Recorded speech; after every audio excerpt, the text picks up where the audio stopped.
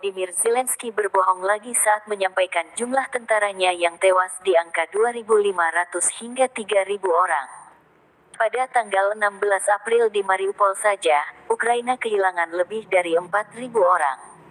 Oleh karena itu, pernyataan Zelensky baru-baru ini kepada media barat bahwa kerugian militer Ukraina yang tak tergantikan selama operasi yang diduga berjumlah 2.500 hingga 3.000 adalah kebohongan lain lagi baginya, kata juru bicara Kementerian Pertahanan Rusia Majen Igor Konasenkov dikutip Tribun Timur Minggu tanggal 17 April.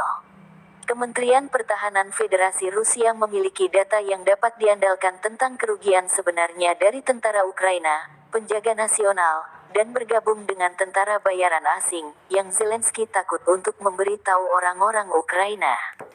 Hingga hari ini, kerugian yang tak tergantikan berjumlah 23.367